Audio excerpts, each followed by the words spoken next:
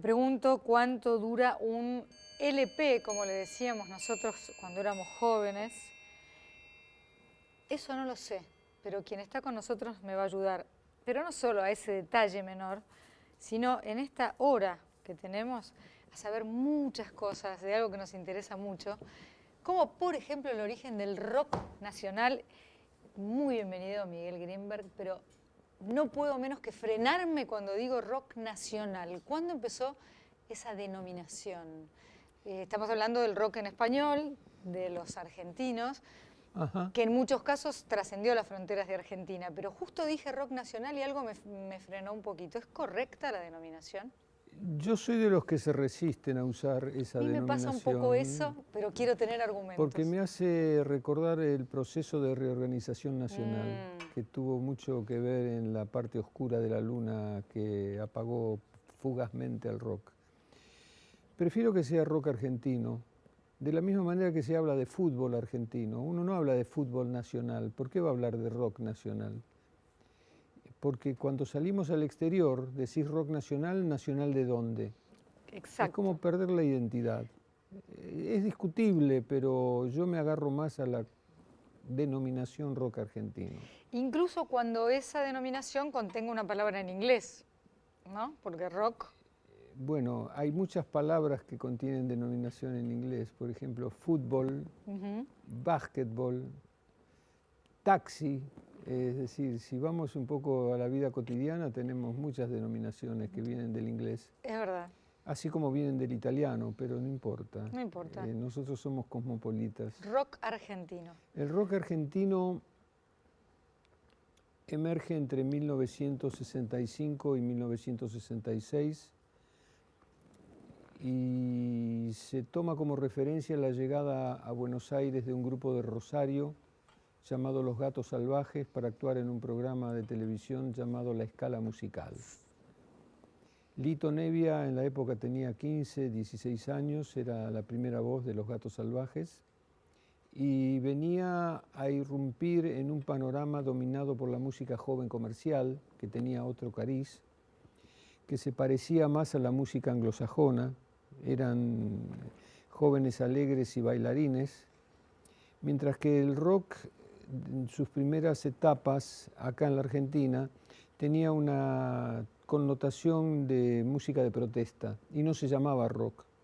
Cuando hubo que bautizarlo en su momento se llamó música beat, porque era plena Beatlemanía y en todo sentido se entrecruzaban los navíos en el mismo mar. Y en junio de 1966 un grupo llamado los Beatniks, encabezado por Morris y Pajarito Saguri, graban para una empresa multinacional el tema Rebelde, con lo cual quedó un poco la sensación de que el rock era eso que se iba a llamar rock argentino, era una música de protesta. Y era una actitud de protesta, porque era una negación de la comercialización que regía la producción discográfica, pensando más en el modelo norteamericano, que eran los clubes a la noche del sábado para bailar. Y el rock en su primera encarnación en la Argentina fue más una música de concierto que una música de baile. No era rock and roll, ahí habría que empezar a hacer la diferenciación. El rock and roll venía de los años 50 de Estados Unidos y fue lo que dominó el panorama durante no mucho tiempo, porque después se estandarizó, se pasteurizó. Lo pasteurizaron las grandes compañías grabadoras que eran los malos de la película.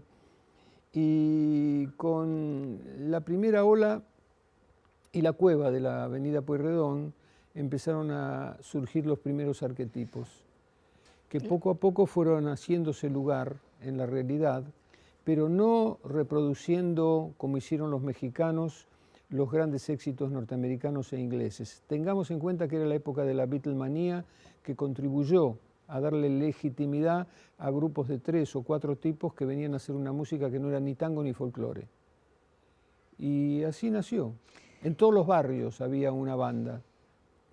Estaban los Box Day en Quilmes, estaban los Arcoíris en Ciudad Jardín, estaban cada cual en su casa, queriendo hacer música, no vinieron a hacer una revolución, no vinieron a fundar el rock argentino, vinieron a manifestar el difícil arte de ser joven en un país como la Argentina.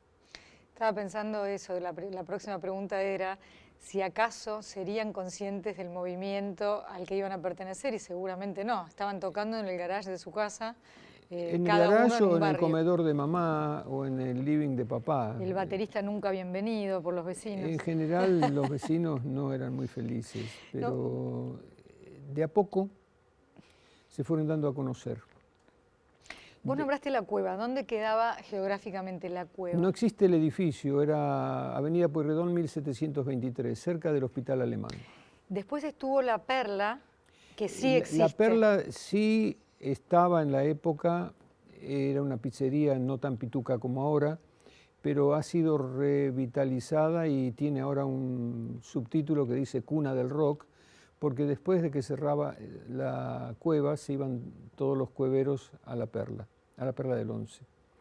Y ahí la leyenda dice que se compuso la balsa. En el baño. En el baño de la Perla del Once. Y si se dice que Tanguito estaba ahí dando vueltas. Tanguito estaba ahí como estuvo toda la época de la cueva. ¿Quién era Tanguito? ¿Quién fue este personaje que dio para película, que es mítico, murió muy joven? Murió muy joven en una situación bastante confusa. Se corrió el rumor en la época que había sido un mal paso con traficantes, no sabría decirte con exactitud, pero se cayó abajo de un tren. Tanguito era un intuitivo, un chico de Caseros, José Antonio Iglesias, que tenía rock and roll en la sangre, era natural, por eso hay uno de sus temas que se llaman Natural. ¿Y por qué puedo decirlo? Porque yo les produje a la cueva el primer recital que se hizo públicamente en un teatro de la zona de Abasto, que existe todavía, Teatro de la Fábula en Agüero 444. Hicimos una producción llamada Aquí, allá y en todas partes, que era el título de una canción de los Beatles, como bien has dicho.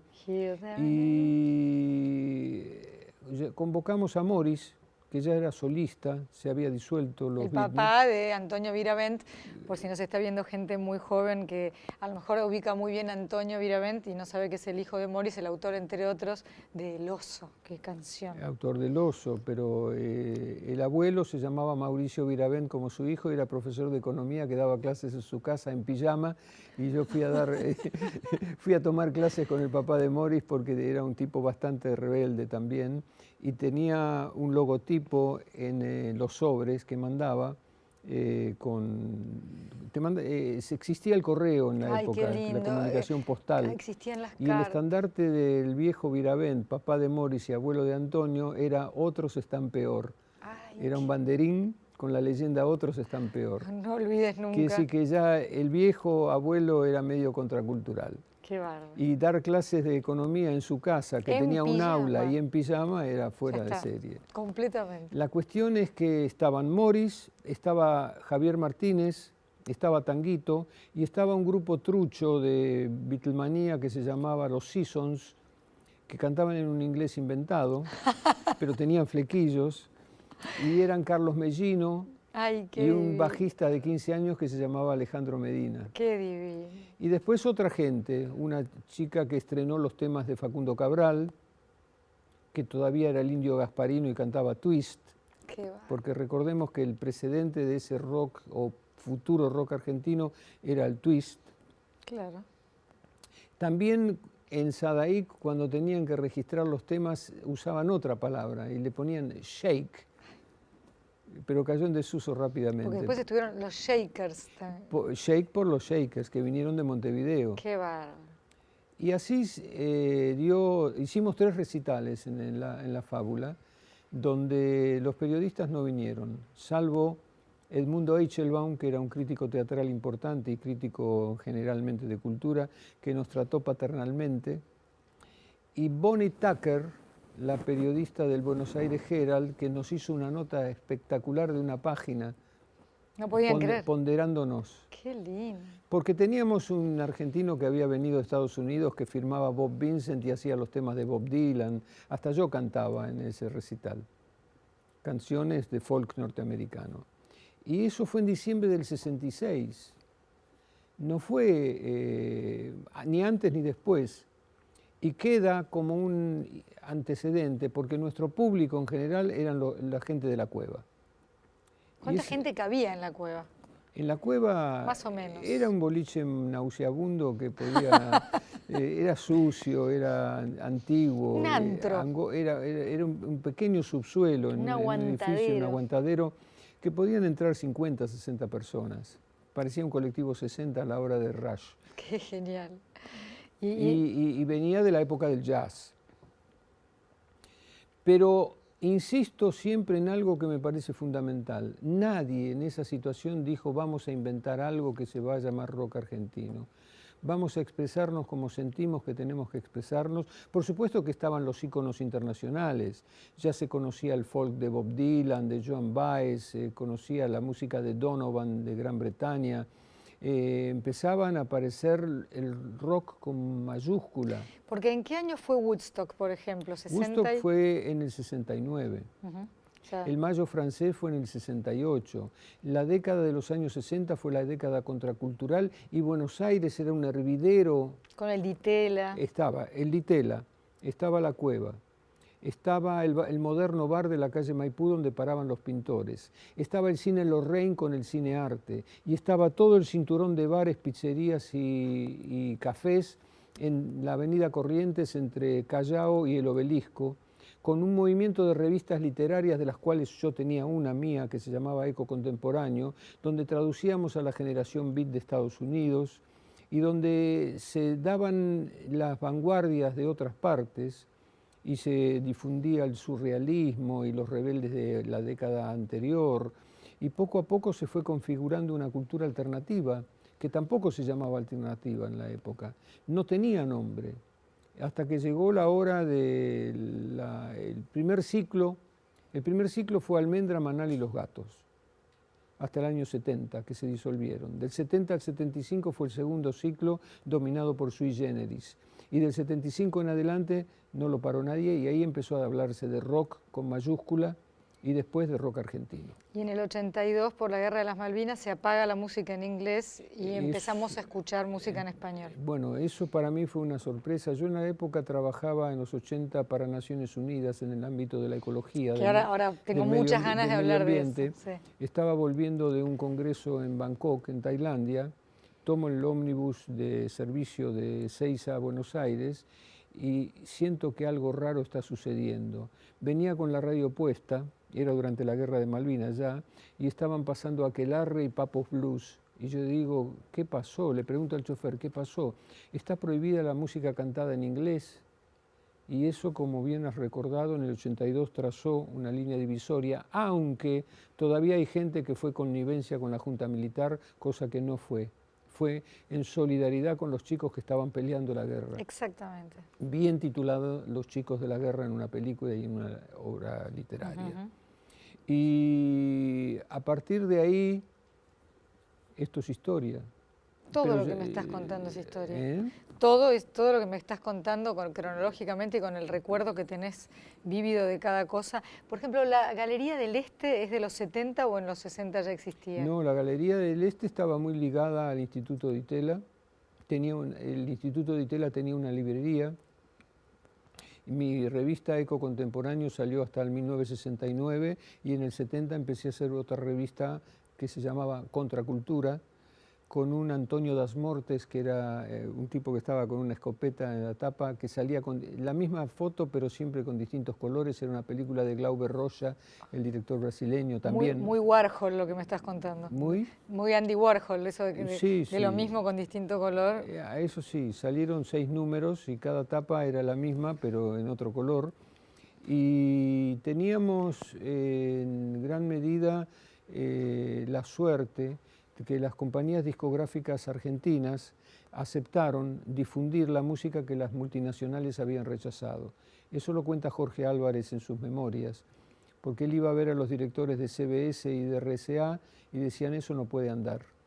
Iba con Manal, iba con Almendra y no les entraba.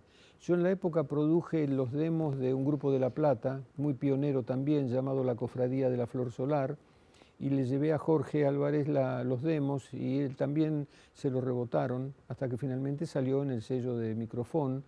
Microfón era una compañía, es una compañía que en la época sacaba folclore, estaba muy ligada a Héctor Ricardo García, y los hermanos Kaminsky, que eran los dueños, tenían una superstar que cantaba muy bonito, pero no era rockera, que se llamó Gina María Hidalgo, que vendía discos a roletes, y decidieron apostar por influencia de Jorge Álvarez en un sello novedoso llamado Talent.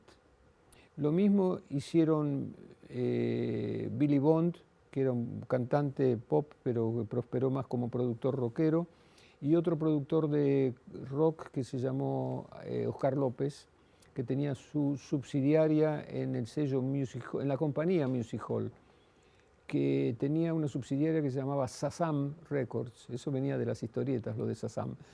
Y ahí grabaron La Pesada del Rock, debutó León Gieco, y todo era creativo y todo era nuevo, todo era original. Cuando Jorge Álvarez quebró, la editorial Jorge Álvarez quebró porque puso todos sus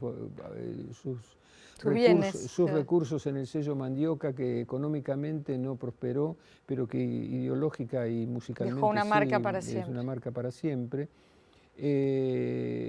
Querían hacer una nueva versión de la Biblia de Box Day, con orquesta sinfónica y con todos los astros y estrellas de la música.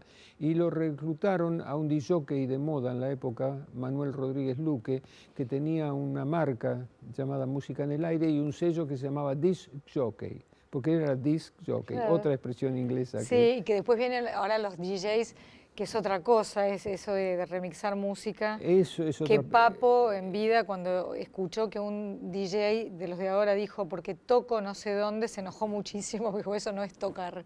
Eso no es tocar, pero bueno, o es jugar a tocar. Sí, entonces bueno, el sello DJ, me estabas diciendo que era de... Sacaron la Biblia de Box Day, pero en versión sinfónica, y en todo sentido, todo el que tenía un proyecto loco era capitalizado por estos pioneros. Es decir, yo sentí estos días la pérdida de Jorge Álvarez como la pérdida de un aliado, retrospectivamente aliado, porque él pasó muchos años en España, pero en aquel momento él jugó todas las cartas por el rock argentino y se le reconoce. Y no fue el único, pero era toda una tribu que no necesariamente eran todos amigos, que eran gente que tenía la convicción de que tenían que hacer eso, y lo hicieron. Y gracias que lo hicieron es que nosotros estamos hablando ahora. Cambió la historia. Pero los 60, como contabas hace un ratito, el Mayo francés, la ebullición de la cultura, en los movimientos pacifistas contra la guerra de Vietnam, que fue tan atroz, parecía, no sé, es muy difícil, ¿no? Es como tramposo tratar de volver la cabeza para allí, pero estabas muy despierto en esa época. ¿Pensaste que el mundo iba a cambiar para bien? ¿Te parece que cambió para bien y no nos damos cuenta? No sé si la pregunta es un caos. Yo lo entiendo perfectamente y espero que la gente que nos está escuchando lo entienda también, porque yo estoy haciéndome una especie de objeción personal en algo que considero que estaba equivocado. Nosotros, especialmente el movimiento de poetas en el cual yo estaba involucrada, que fue un movimiento latinoamericano, que se llamó Nueva Solidaridad de los años 60, creíamos que podíamos contribuir a cambiar la sociedad y a transformar el mundo. Incluso el slogan de la época era cambiar la vida, transformar la sociedad. Pero no tomamos en cuenta algo. Para poder cambiar una sociedad es preciso la complicidad de la sociedad, es preciso una sociedad que quiera ser cambiada. Y si hay algo que hemos comprobado durante los últimos 20 años es que esta sociedad no quiere ser cambiada. Es como dijo Krishnamurti, quiere tener mayor comodidad, mayor posibilidades de acceso al oropel de la sociedad de consumo, pero no quiere destruir la sociedad de consumo. Yo no digo que haya que destruir la sociedad de consumo, considero que hay una proporción en todas las cosas y la sobredosis de consumo mata al espíritu. Y la muerte del espíritu es la madre de todas las barbaridades que estamos viendo. La violencia, el femicidio, el maltrato de los niños, Maltrato animal. el maltrato animal, ni hablemos, y además el hecho de que se desperdicia generacionalmente a toda una camada de jóvenes que podrían estar haciendo cosas maravillosas si les hicieran espacio y los convocaran para hacer cosas maravillosas, pero a los que están lucrando con la repetición de lo viejo, les resulta muy difícil querer ser cambiados. Y quienes se anotan en el masivo espectáculo de llenar un estadio con 150.000 personas, no van a hacer arte, no van a hacer poesía, van a hacer facturación en la boletería nada más. Entonces ahí está la diferencia. Quiere decir que hemos descubierto, los que somos pioneros y veteranos, que ahí estábamos equivocados. Estábamos equivocados en el destino de la rebelión, pero la causa de la rebelión sigue vigente, porque no puede ser que se desatienda lo espiritual. Lo espiritual es un recurso humano. El derecho a la vida espiritual es inalienable. Pero no estoy diciendo de fundar una nueva religión, de hacer una secta, afeitarse la cabeza y ponerse la túnica naranja. Yo soy desde 1977 instructor de meditación, que enseño a respirar nada más. No hago rituales, no hago... No das mantras en sánscrito. No doy recetas para la felicidad, como están apareciendo algunos por ahí. Atajos, como siempre. Es desde el momento en que das el primer llanto hasta el momento que das el último suspiro. Lo espiritual no es un diploma. No. Lo espiritual no es un truco de magia. Esperás que venga el gurú, el maestro, y que te dé la palabra revelada y que te lleve instantáneamente al paraíso. Es un laburo, es un trabajo intenso, es un camino lleno de frustraciones, porque van quedando por el trayecto personas que creen verdaderamente que es un producto, y la espiritualidad no se compra como un detergente, ni como un desodorante, ni como una bebida cola. Se consigue a partir... Se descubre a lo mejor. Se descubre, pero para eso tenés que mirarte introspectivamente. Y aguantártela. Bancarte, y bancarte todos tus defectos, y empezar lentamente a construir un palacio, pero un palacio intangible, no lleno de joyas y de oro y perlas, sino lleno de honestidad, lleno de ternura y lleno de transparencia. ¿Sabes lo que estoy pensando mientras hablas? Más bien lo que estoy sintiendo mientras hablas. Que cuando uno construye o tiene la ilusión de estar construyendo el palacio de las joyas y de todo eso, lo único que tiene es una esclavitud, porque tiene que conservar eso a costa a veces del alma y de llenarse de seguridad, entre comillas, alrededor, y de tener que armar en realidad como una especie de muralla que te separa del mundo, porque tenés posesiones que te pueden quitar. Mientras que de lo que vos acabas de describir, no solamente no te lo quita nadie, sino que se prodiga, me parece, no sé. En el momento que dijiste posesiones, me dio un flash. Recordé que en los años 60 se estrenó en Buenos Aires una obra llamada Recordando con Ira, de John Osborne, que era de un movimiento llamado Los Jóvenes Iracundos de Gran Bretaña. Y se hizo en la época un debate sobre Recordando con Ira, con la traductora, que era doña Victoria Ocampo, nada menos, y con dos terapeutas, dos psiquiatras llamados Raskowski y Garma. Arnaldo, exactamente, y el rector de la Facultad de Medicina, que era don Florencio Escardó. Y ahí Victoria, cuando se debatía la obra de teatro, que después se hizo en cine con Richard Burton, decía las posesiones que nos poseen. Cuando dijiste recién posesiones, somos poseídos por nuestras posesiones. Y empezamos a rendir un fetichismo, un culto a lo material, y nos olvidamos que de naturaleza somos también espirituales. Y tenemos que cultivar la espiritualidad, pero no para hacernos ver, sino al contrario, para diluirnos en medio de esta fantasía ilusoria de captura del... ¿Cuáles son las tres fuerzas motrices de tanta gente que anda dando vueltas por ahí? El poder, lo vemos en la campaña electoral, La gloria, los vemos los que quieren llenar estadios con 200.000 personas, y el dinero, que no viene mal cuando uno lo necesita. Porque si yo quiero comprar un buen equipo de sonido o una buena guitarra eléctrica, necesito dinero. Y no está mal ganarse el dinero. Pero otra cosa es ponerlo en un altar y hacerle culto. Y ¿Sabes qué? Yo el otro día, no sé con quién acá planteé, porque vengo pensando hace rato, ¿no cambiaría mucho esto que nos está preocupando tanto en los colegios, en las escuelas, del bullying, de la violencia de los chicos, si se meditara, si enseñáramos a los chicos a respirar y a meditar? sería fundamental y sería una revolución necesaria. ¿Quién nos escuchará? Pero no sé quién nos escuchará, aunque hay que tener en cuenta que hay mucho desconocimiento sobre lo que es la meditación, porque hay gente que sigue pensando que es una secta satánica que quiere arrancarnos del catolicismo, por ejemplo. Y no es así. De hecho, el cristianismo tiene mucha meditación. Por ejemplo, los jesuitas, San Ignacio de Loyola hace más de 500 años creó lo que se llaman los ejercicios espirituales de San Ignacio de Loyola, hace más de 500 años, y si tenés oportunidad alguna vez de acercarte a ellos, no es otra cosa que, por ejemplo, tomar, por supuesto guiado por alguien primero, tomás un pasaje del Evangelio y mirá lo que te piden, que lo leas y te pongas primero en lugar de uno, por ejemplo, la parábola del hijo pródigo, que primero lo mires desde el padre, que después lo mires desde el hijo que hizo todo bien, se quedó al lado del padre, no dilapidó la fortuna, y sin embargo, cuando llega el que dilapidó su fortuna, el padre se pone tan contento que lo recibe y manda a matar el mejor de los animales e invita a todo el pueblo a celebrar. Sí, Entonces, que una vez se hace oí. una vez se hace y una vez se hace y que describas todo y después respires lentamente, y en fin, es una meditación. Y está en el cristianismo. No es la única, no es el único testimonio cristiano de ese tipo de devoción.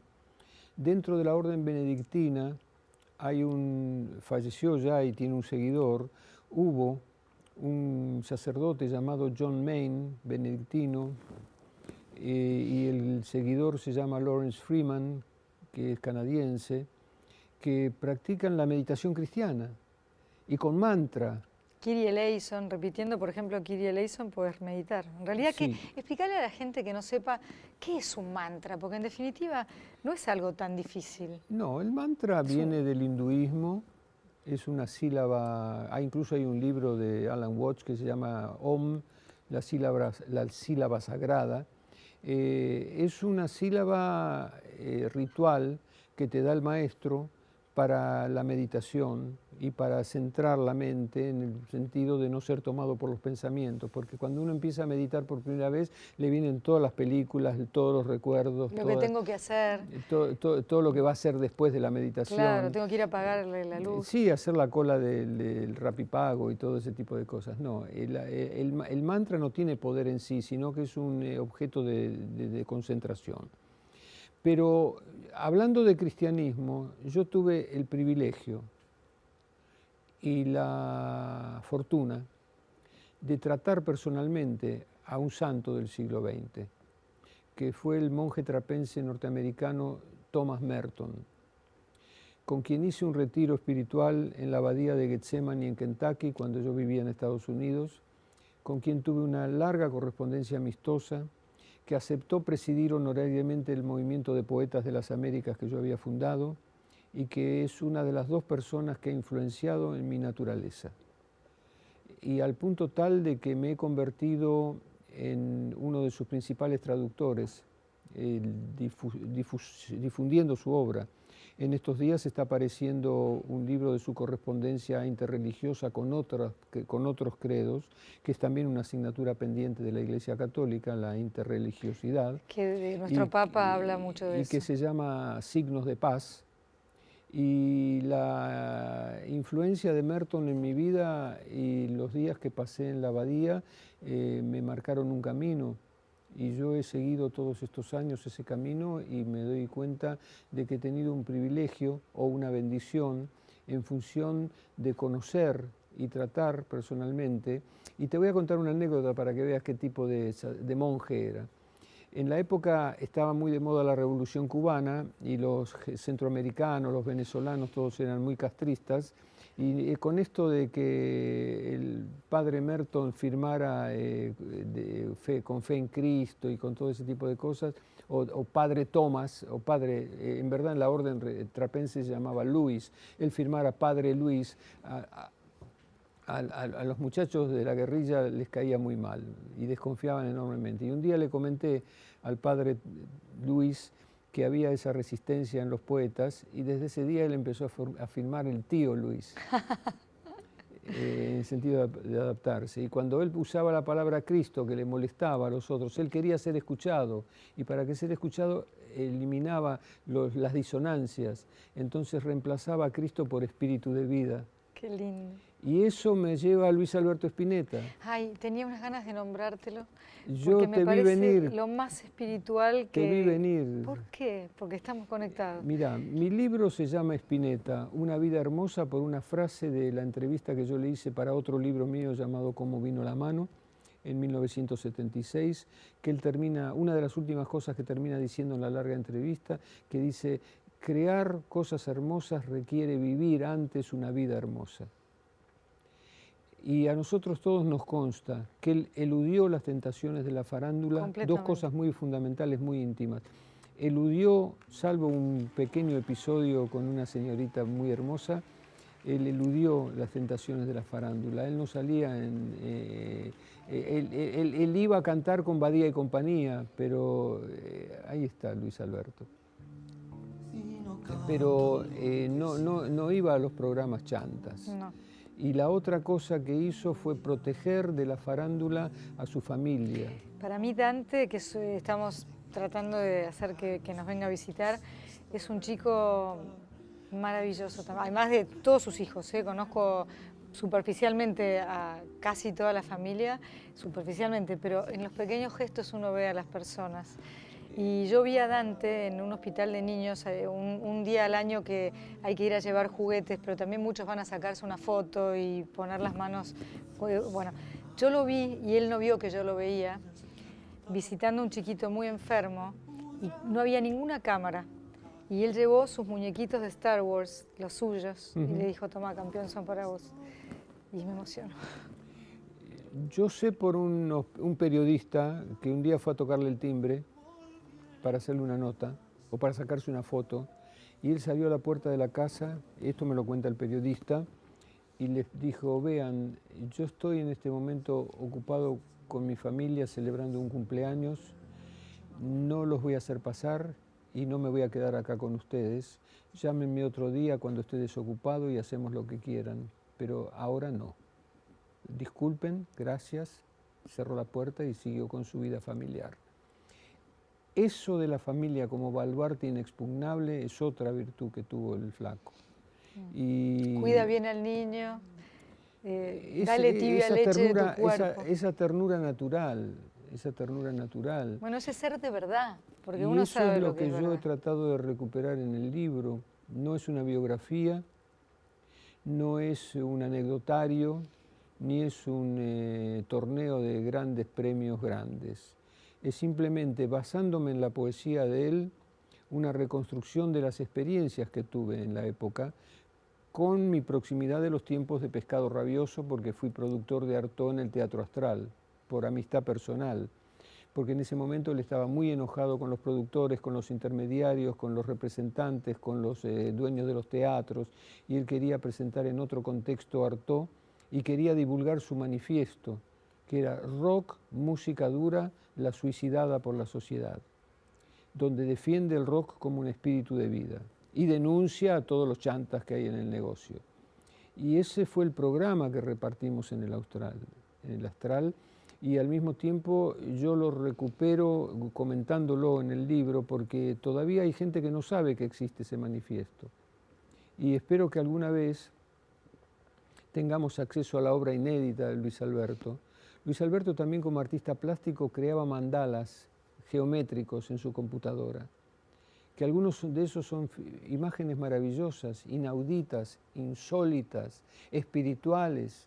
Como canalizadas de Y alguna esa es manera. la parte del iceberg que está sumergido, como si fuera un iceberg Spinetta, no porque fuera helado, sino porque se ve el 5% nada más. El No, otro claro. 95% está inédito.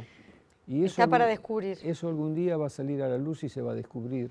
Y vamos a tener otro Spinetta para descubrir, más allá de su muchacha de ojo de papel. No, claro. Un hombre que nos dejó un legado para siempre, que no transó, que en reportajes a sus hijos también nos pudimos enterar de que hubo momentos en que en su casa no había dinero. Y eso también habla de esto que dijiste al principio, no transó. Él podía haberlo hecho y haber sido riquísimo, y sin embargo no persiguió eso. Él podía haber vendido derechos de sus canciones, como han hecho algunos artistas de la bossa nova brasileña, que no voy a hacer nombres, para vender cosas masivamente. Y esa es una actitud ética, no convertirse en mercadería, no convertirse en un objeto de consumo, no convertirse en un fetiche del desperdicio. Y en ese sentido, vamos bien con el Pero reloj, está con el bárbaro. reloj Ahora de vamos a Aarón. hacer la única pausa porque quiero que en la segunda parte del programa hablemos de nuestro planeta y de cómo fuiste un visionario. Bueno, pero entonces termino de decir Sí, lo siguiente. claro. Fue un arquetipo y ha sido un poeta que, insisto, todavía tiene que ser descubierto como tal.